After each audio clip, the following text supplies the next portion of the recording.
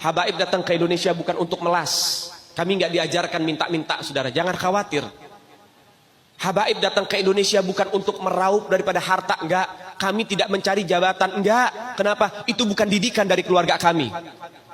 Didikan keluarga kami, lihat bagaimana Al-Habib Salim bin Ahmad bin Jindan, saya punya kakek, keluar masuk penjara. Kenapa bisa keluar masuk penjara? Membakar semangat perjuangan masyarakat Indonesia untuk merebut kemerdekaan, saudara.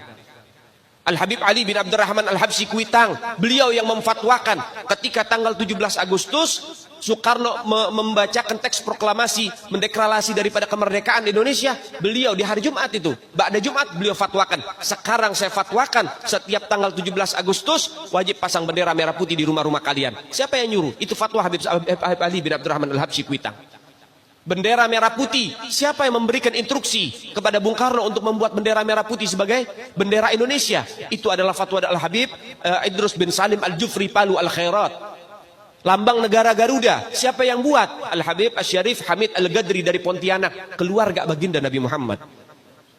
Lagu 17 Agustus, Pramuka, lagu syukur, siapa yang buat? Al-Habib Husin Al-Mutahhar dari Semarang, dzurriyyat baginda Nabi Muhammad.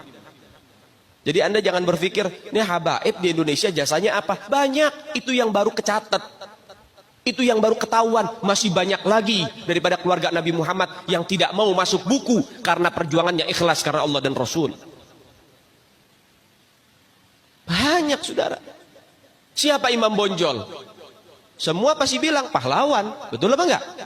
Imam Bonjol pahlawan Indonesia bukan? Pahlawan nasional bukan? Sekarang siapa namanya Imam Bonjol? Al-Habib Muhammad Syahabuddin, beliau habaib dari kalangan bin Syahab. Imam Bonjol itu bin Syahab, masih daripada kakeknya Habib Rizik, saudara sekalian. Itu keluarga daripada Nabiuna Muhammad, keturunan Sayyiduna Muhammad. Banyak lagi dari kalangan para dzurriyyat Nabiuna Muhammad sallallahu alaihi wasallam yang jasanya besar di Indonesia, tapi kita nggak ada yang tahu. Kenapa? Karena itu kami nggak cari popularitas. Kami nggak cari madah pujian. Kami nggak cari tempat kedudukan. Yang kami cari ridho Allah dan Rasulnya. Sehingga hal ini perlu diungkap, saudara sekalian. Bagaimana keluarga Nabi Muhammad jasanya besar. Dan umat ini harus dihubungkan kembali dan dieratkan kembali kepada keluarga baginda Nabi Muhammad. Ini akhir zaman, kita semua ngelihat kok. Bagaimana gencar-gencarnya di media sosial. Apa? Upaya untuk supaya memisahkan umat Islam dengan keluarga baginda Nabi Muhammad. Upaya keras supaya habaib dibenci ada di Indonesia. Mulai Habib dengan kiai diadu, Habib dengan ustadz diadu. Mulai ada hal-hal semacam itu. Apa? Dendam politik, saudara. Gak keluar dari situ. Karena dendamnya kepada Habib Rizik sehingga akhirnya demikian. Habib Rizik itu siapa? Keluarga Nabi Muhammad, keturunan Nabi Muhammad, cucunya Nabi Muhammad. Beliau bukan penjahat kok, bukan koruptor. Beliau nggak pernah bawa lari uang rakyat. Beliau nggak pernah ngerugiin negara. Beliau tidak pernah mencemarkan nama baik negara. Beliau itu bukan penjahat, saudara. Bukan penjahat. Apa masalahnya dia? Sehingga dicecar sedemikian rupa. Cuman masalah prokes doang, 4 tahun, saudara. Berapa banyak di luar sana pejabat, aparat, bahkan rakyat yang melanggar prokes gak ada yang ditahan. Kenapa cuman Habib Rizik yang ditahan? Ini upaya untuk supaya umat Islam benci terhadap keluarga baginda Nabi Muhammad.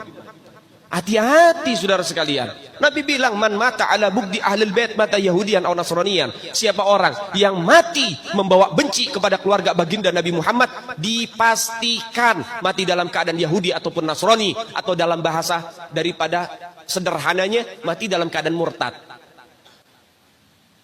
Sahabat tanya, wa in sama wa shalla ya Rasulullah, walaupun orang itu puasa, walaupun orang itu sholat, apa tetap hitung mati murtad? Apa kata Nabi?